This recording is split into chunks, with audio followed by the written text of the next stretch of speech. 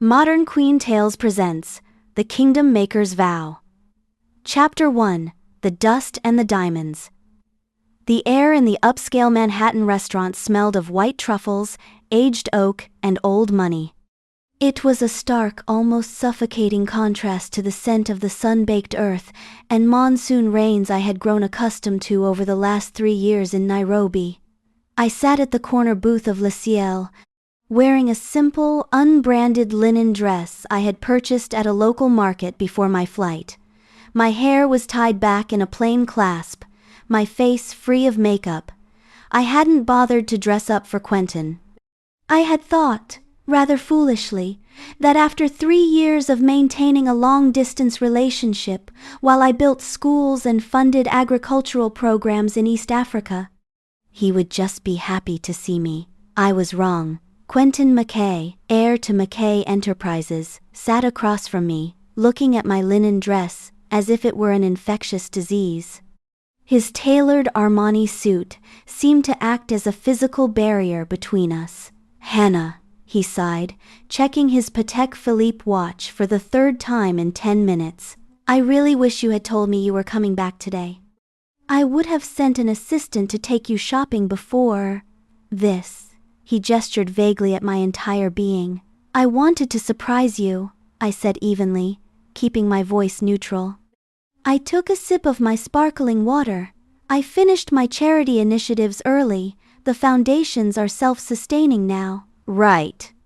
"The charity work." Quentin's upper lip curled slightly. "Look, Hanna, you've been gone for 3 years playing savior in the dirt. Things here have changed. I have changed. I'm stepping up as the vice president of MacKay Enterprises next month. I can't be seen with a woman whose greatest ambition is digging wells for pennies." I set my glass down. The ice clinked softly against the crystal. "Are you breaking up with me, Quentin?" Before he could answer, the sharp, rhythmic clicking of stiletto heels echoed across the marble floor. A heavy cloud of Chanel No. 5 announced her arrival before she even spoke. "Quentin, darling, I thought you'd be done with the charity case by now." A woman slid into the booth beside Quentin, pressing her body against his arm.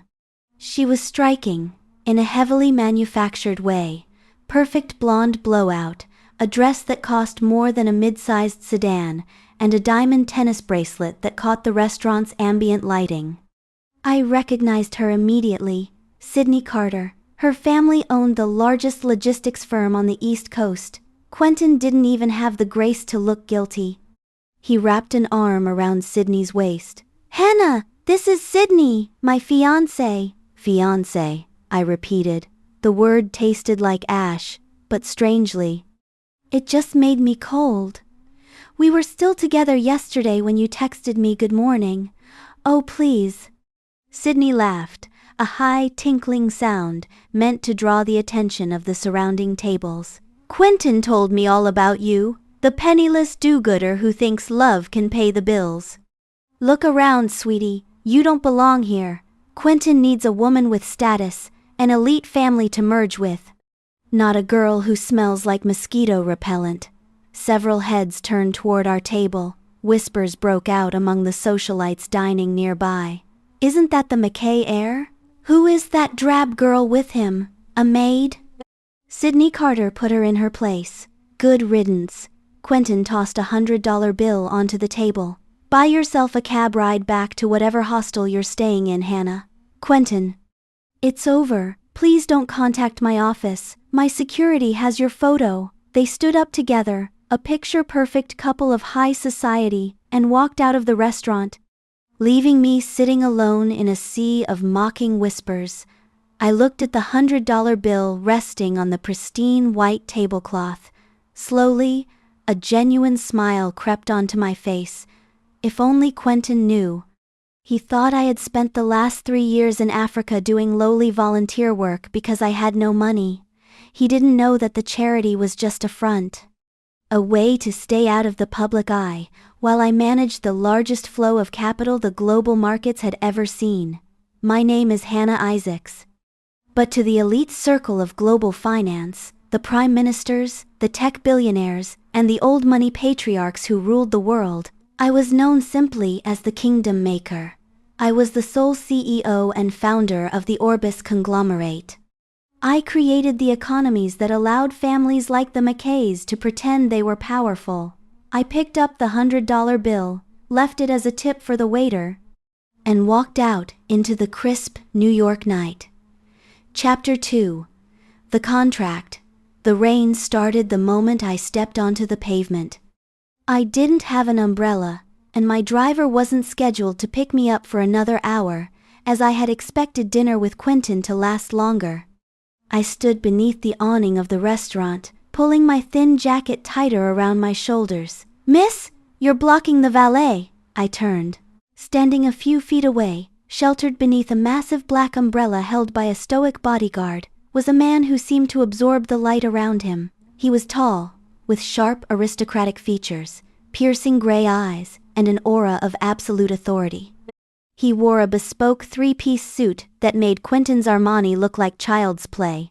I recognized him, though we had never formally met. Sean Young, CEO of Young Corporation, a massive tech and real estate conglomerate. He was notoriously ruthless, fiercely private, and entirely self-made. "My apologies," I said, stepping aside. I met his imposing stare with absolute calm. Sean paused. His eyes swept over me, taking in my damp linen dress, my lack of jewelry, and the utter absence of panic in my demeanor. Most people practically bowed when Sean Young looked at them. I just waited for him to pass. "You were just publicly humiliated inside," Sean said, his voice a low, smooth baritone. "It wasn't a question. I was at the table behind yours, MacKay and the Carter heiress. They were loud. They usually are," I replied mildly. "Empty vessels make the most noise." A flicker of genuine amusement danced in Sean's gray eyes. He waved his bodyguard away, taking the umbrella himself and stepping closer to me, shielding us both from the downpour. "Most women would be in tears, or screaming," Sean observed. "I don't waste tears on bad investments," I said. Sean stared at me for a long moment, the silence stretching between us, filled only by the sound of the rain hitting the canvas above. "What is your name?" "Hanna Isaacs." "Hanna," he tested the name on his tongue. "I am in need of a wife, Hanna." I blinked. It was perhaps the first time in a decade I had been genuinely caught off guard. "Excuse me?" "My board of directors is pressuring me to settle down to stabilize our stock prices. My family is constantly parading shallow, money-hungry socialites in front of me, women exactly like Sydney Carter," Sean explained, his tone strictly business. "I need a shield, a woman who won't be intimidated by my world, who won't ask for my heart, and who can stand tall when the vultures circle." "You just took the air of MacKay Enterprises dismantling your life in stride without blinking. You're exactly what I need. You are proposing a contract marriage, I deduced. 2 years. In exchange, I will provide you with absolute financial security, a platinum-tier lifestyle, and protection from Quentin MacKay or anyone else who tries to cross you. At the end of the term, you walk away with $50 million. It was a generous offer for a supposedly penniless charity worker. But for me, the Kingdom Maker, $50 million was what my syndicate made in the time it took me to drink a cup of coffee. Yet, as I looked into Sean's eyes, I saw an opportunity. Reintegrating into New York's high society as the Kingdom Maker immediately would cause a global market panic. I needed a quiet cover for a few months while I restructured my North American assets. Being the lowly wife of Sean Young would provide the perfect camouflage. No one would look twice at me. Furthermore, there was something about Sean, a quiet honor beneath his ruthless reputation. He had respected my composure. "I don't need your $50 million, Mr. Young," I said, "but I will accept your proposal on one condition. You do not pry into my personal business, and you trust me when the time comes." Sean raised an eyebrow, clearly surprised by my rejection of the money, but he extended his hand. "Deal." Chapter 3. Marrying Down. The wedding was swift, efficient, and entirely private. We signed the papers at City Hall, followed by a quiet dinner at his penthouse. Sean was a gentleman, offering me the master suite while he took the guest wing. We were partners, not lovers. However, the news of Sean Young's marriage leaked to the press within 48 hours. The societal fallout was spectacular. The elite circles of the city went into a frenzy. Sean Young, the most eligible untouchable bachelor, had married a nobody. A girl with no family backing, no trust fund, and no pedigree. A week after our wedding, Sean and I attended a high society charity auction. It was part of our contract. I had to appear by his side. Sean had bought me a stunning, understated emerald green gown by an independent designer. It wasn't flashy, but it fit me perfectly. The moment we walked into the ballroom of the Waldorf Astoria, the temperature seemed to drop. Eyes darted toward us. Fans snapped open to hide whispering mouths. Sean placed a warm hand on the small of my back. "Ignore them," he murmured near my ear. "They're just noise." "I'm used to noise," I replied softly. We hadn't been there 20 minutes before trouble found us. I was standing near the champagne tower, while Sean was cornered by a senator. Well, if it isn't the city's most famous gold digger. I turned to see Sydney Carter, dripping in diamonds, clutching Quentin's arm. Quentin looked at me with a mixture of disbelief and deep, simmering rage. "Hanna," Quentin sneered, "I have to hand it to you. I dump you for being a classless nobody, and you immediately run out and trick Sean Young into marrying you. How did you do it? Threaten him with a scandal? Quentin, look at her dress." Sydney mocked, her voice loud enough to draw a crowd. Not even a recognized label. Sean Young must be deeply embarrassed to parade around a placeholder wife. "She probably still has dirt under her fingernails from her little charity trips." "You should leave, Hanna," Quentin said, his chest puffed out. "You're polluting the air for the real elites. Sean is going to realize what a liability you are and throw you back into the gutter where I found you." The crowd gathered closer, waiting for me to break down, to cry, to run. Instead, I took a slow sip of my champagne. "Quentin, your tie is crooked. And Sydney, that diamond necklace is a VS2 clarity at best. If you're going to pretend to be elite, at least buy flawless stones." Sydney gasped, her hand flying to her neck. Quentin stepped forward, his face red with anger. "You little, is there a problem here?" Sean's voice cut through the tension like a whip. He stepped beside me, his presence instantly dominating the space. He looked at me, checking to see if I was all right. "Sean," Quentin said, forcing a laugh. "We were just catching up with your wife, giving her some pointers on how to behave in polite society." Sean finally turned his gaze to Quentin, and the temperature in the room plummeted further. "My wife needs no pointers from a man who inherited his title and a woman who bought her manners. Hanna is exactly where she belongs, by my side. If either of you speaks to her with disrespect again, I will make sure MacKay Enterprises loses its shipping contracts with the Asian markets before breakfast. Am I understood?" Quentin paled. Sydney shrank back. The surrounding crowd suddenly found their drinks fascinating. "Come, Hanna," Sean said, offering me his arm. "The air here has grown foul." As we walked away, I looked up at Sean. "You didn't have to threaten his shipping contracts." "He disrespected my wife," Sean said simply, his jaw tight. "I take my contracts seriously, Hanna, both in business and in marriage." A strange warmth fluttered in my chest. Sean Young was a man of his word. Chapter 4. The Kingdom Maker Awakens. The humiliation at the auction did not deter Quentin and Sydney. It only fueled their venom. Unable to attack me directly while Sean was present, they decided to attack the shield itself.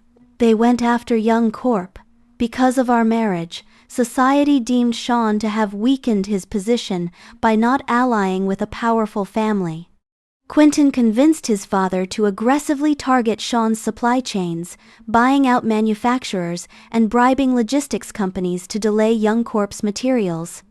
Sydney's family, the Carters, restricted Sean's access to their shipping routes. Meanwhile, I had taken a job as a mid-level data analyst at one of Sean's subsidiary firms. It was a cover, a quiet office where I could sit at a computer and securely access my syndicate's encrypted network while appearing to work a lowly job. Sydney, somehow finding out where I worked, made it her mission to torment me. She would show up at the subsidiary with her socialite friends, demanding tours, spilling lattes on my desk, and loudly complaining to the manager that I was incompetent. "It's a shame, mister." Young has to employ his charity case wife out of pity, Sydney sneered one Tuesday, dropping a stack of files onto my keyboard. "I hear Young Corp's stock is dipping." Maybe if he hadn't married a parasite, he could have fought off Quentin. I calmly wiped the spilled coffee from my desk. "Are you finished, Miss Carter?" "I'm just getting started," she hissed. "Quentin is going to crush Sean. And when Sean is bankrupt, he'll divorce you, and you'll be back to nothing." She sashayed out of the office. My manager, a nervous man, walked over. "Hanna, please. Just apologize to her next time. She's a Carter." "Don't worry," I said softly. "She won't be a problem much longer." That evening, I returned to the penthouse. Sean was in his study, his tie loosened, a glass of scotch in his hand as he stared at a wall of glowing monitors. He looked exhausted. The MacKay-Carter alliance was taking a toll. I knocked gently. "Rough day?" Sean ran a hand through his hair, offering a tired smile. "Just a minor hurdle. MacKay is playing dirty, but don't worry about it, Hanna. I promise to protect you, and I will." You could divorce me," I said, testing him. "If you dissolve the contract, the MacKays will back off. You could marry an heiress. Save your company." Sean's eyes hardened. He set his glass down and walked over to me, stopping only inches away. "I built this company from the ground up. I don't need a spoiled heiress to save it. And I don't break my vows." "You are my wife. We stand together, or not at all." He meant it, every word. My heart, which had been frozen since Quentin's betrayal, cracked open just a fraction. Sean was fighting a war for a woman he thought was a penniless charity worker. It was time to level the playing field. I went to my room, locked the door, and opened my encrypted laptop. The black screen glowed with the emblem of the Orbis Conglomerate, a golden crown over a sword. I dialed my chief of operations in Geneva. "Lady Hanna," his voice came through the secure line. "We have been waiting for your orders." "The hibernation period is over," I commanded, my voice dropping the soft, gentle tone I used in public and adopting the steel of the Kingdom Maker.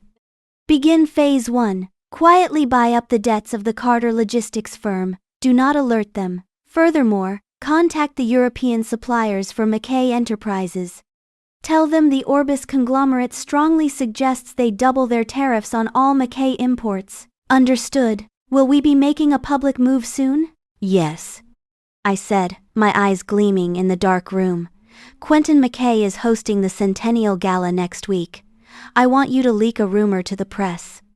Tell them the Kingdom Maker will be attending." Chapter 5. The Trap. The rumor hit high society like a localized earthquake. The Kingdom Maker, the phantom billionaire who had single-handedly bailed out the Bank of England, the investor who could make or break a Fortune 500 company with a text message, was coming to New York. And she was attending the MacKay Centennial Gala. Quentin and Sydney were ecstatic. They believed their aggressive business tactics had attracted the Kingdom Maker's attention. They bragged to anyone who would listen that the conglomerate was coming to partner with MacKay Enterprises.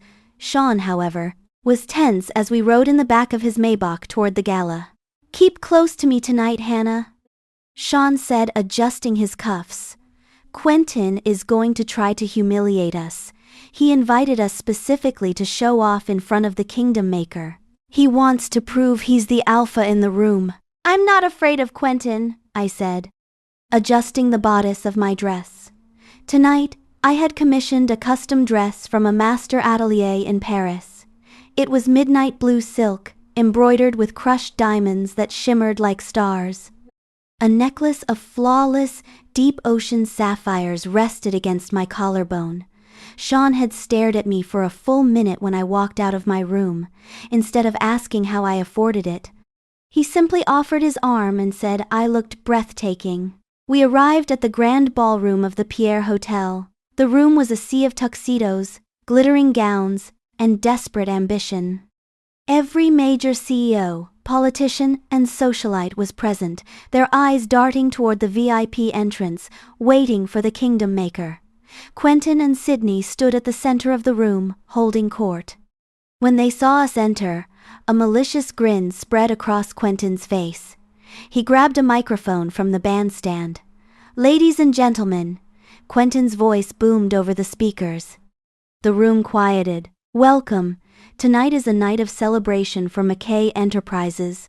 We are expecting a very special guest soon. But before she arrives, I'd like to acknowledge some of our lesser guests." The spotlight swung wildly and landed squarely on Sean and me. "Sean Young," Quentin sneered into the mic, "CEO of a sinking ship. Tell me, Sean, how much did your stock drop today? 5%? 10? It's a tragedy what happens when a man loses his focus. When he decides to marry the help instead of an equal." Sydney laughed into the microphone. "Honestly, Hannah, did you rent those sapphires? Or did you steal them from one of your little charity drives?" The crowd murmured. Some laughed. It was a brutal, public execution of our social standing. Sean's grip on my waist tightened. I could feel the fury radiating from him. He stepped forward to take the microphone, to defend me as he always did, but I placed a hand gently on his chest. "Wait," I whispered. "Hannah, I won't let them do this to you," he ground out. "Trust me," I said, looking up into his gray eyes. "Remember our contract? Trust me when the time comes. The time is now." I stepped out of the spotlight and began walking slowly toward the center of the room, toward Quentin and Sydney. The crowd parted for me, confused by my calm demeanor. I walked with the posture of a queen inspecting her subjects. "What are you doing, Hannah?" Quentin snapped, lowering the mic. "Go back to your corner. You're embarrassing yourself." At that exact moment, the heavy oak doors of the ballroom burst open. 4 men in immaculate black suits walked in, moving with terrifying military precision. They were my elite security detail from the conglomerate. The room fell dead silent. Everyone recognized the gold crown and sword pins on their lapels. The head of security, a towering man named Marcus, walked directly toward the center of the room. He completely ignored Quentin and Sydney, passing them as if they were statues. He stopped directly in front of me and bowed deeply at the waist. "Lady Hannah," Marcus said, his voice carrying perfectly in the silent ballroom. "The European acquisitions are complete. The Carter debts have been called in. We await your next command." Someone in the crowd dropped a champagne glass. It shattered, the sound like a gunshot in the quiet room. Quentin's face went entirely slack. The color drained from Sydney's cheeks until she looked like a ghost. What is this?" Quentin stammered, looking from Marcus to me. "What is he calling you?" I reached out and plucked the microphone from Quentin's trembling hand. I turned to face the hundreds of elites who had whispered about me, mocked me, and looked down on me. "Good evening," I said, my voice echoing off the vaulted ceilings. "Quentin promised you the kingdom maker tonight. I apologize for keeping you waiting. I was busy letting my husband's enemies dig their own graves." Chapter 6. The Fall. The silence was absolute. It was the kind of silence that precedes a tsunami. "You?"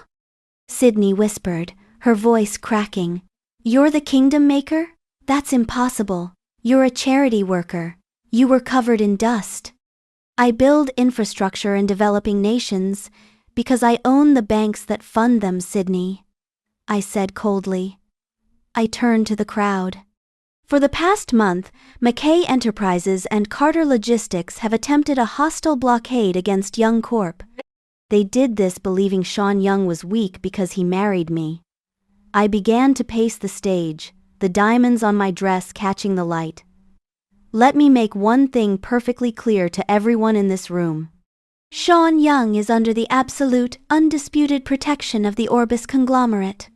Anyone who sells a single share of his stock, anyone who denies him a contract, answers to me. I turned back to Quentin, whose knees were visibly shaking. As for you, Quentin, I said softly, but the microphone carried every word.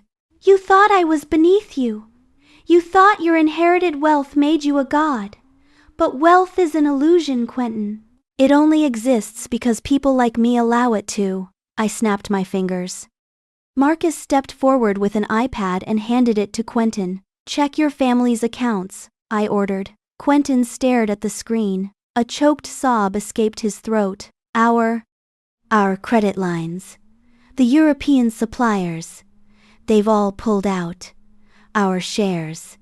I initiated a massive short sell on MacKay Enterprises an hour ago.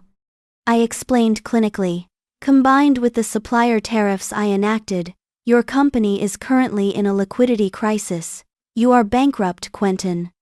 As of tomorrow morning, MacKay Enterprises will cease to exist. And Sydney? Sydney flinched as I looked at her. I bought all of Carter Logistics' outstanding debt. I am calling it in immediately. Your family's company now belongs to the conglomerate. We're liquidating the trucks for scrap. Hanna, please. Quentin fell to his knees, not caring about his tailored suit, not caring about the hundreds of people watching. He reached out to grab the hem of my dress. I'm sorry. I was a fool. I loved you, remember? We were together. Please don't do this. I stepped back, pulling my dress away from his grasp, as if he were diseased. You didn't love me, Quentin. You loved the reflection of your own ego. You threw me away because I didn't fit your aesthetic. Now, you don't fit mine. The business partners and politicians who had been laughing with Quentin 5 minutes ago were already backing away.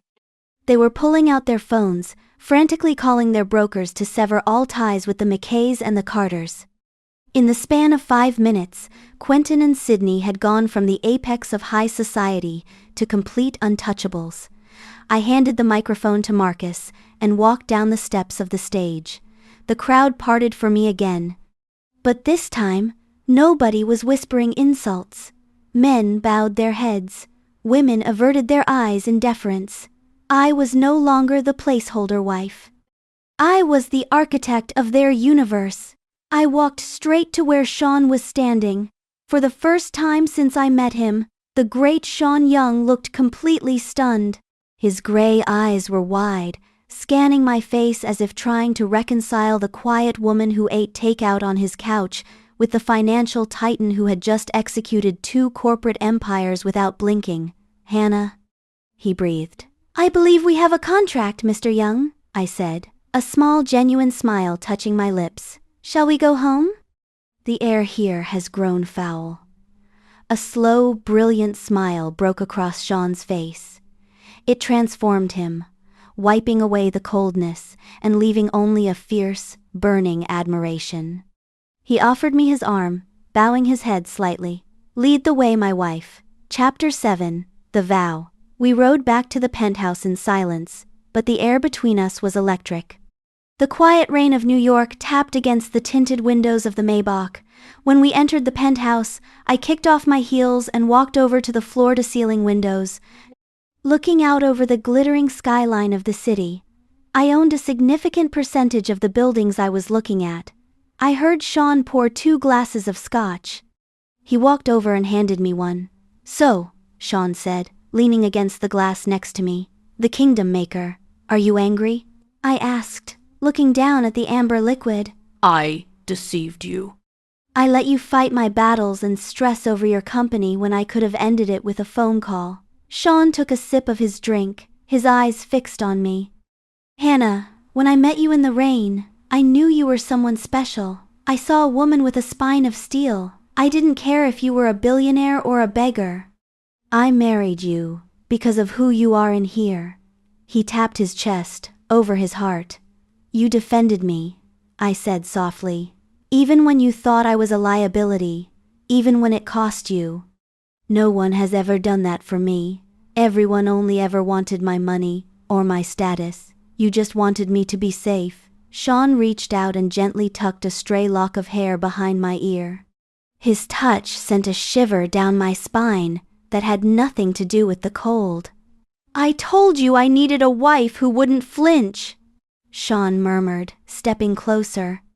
The space between us vanished. "I didn't know I was marrying a queen, but I am infinitely proud to stand by your side. The contract is for 2 years." I reminded him, my voice barely a whisper. Sean took the glass from my hand and set it on a nearby table, along with his own. He placed both his hands on my waist, pulling me flush against him. "I'm tearing up the contract," he said fiercely, his eyes dark with an emotion that made my breath catch. "I don't want 2 years, Hanna. I want 50. I want a lifetime." I looked up into the face of the man who had sheltered me in the storm, who had stood between me and the world's cruelty without knowing I held the world in my hands. "A lifetime is a very long investment, Mr. Young," I smiled. "I'm willing to risk it," he said, right before his lips crashed down onto mine. The kiss was everything Quentin had never been: passionate, protective, and overwhelmingly real. The Kingdom Maker was used to conquering markets, breaking empires, and demanding submission. But here, in the arms of Sean Young, I finally found a kingdom I was happy to surrender to. Tomorrow, the financial world would wake up to a new reality. The MacKays would be destitute, the Carters would be forgotten, and the name Hanna Young would be whispered with reverence in boardrooms across the globe. But tonight, the Kingdom Maker was simply a woman, finally, exactly where she belonged. If you enjoyed this quick escape, hit the subscribe button for new stories twice a week. Until then, I'll see you at the next flip of the pages.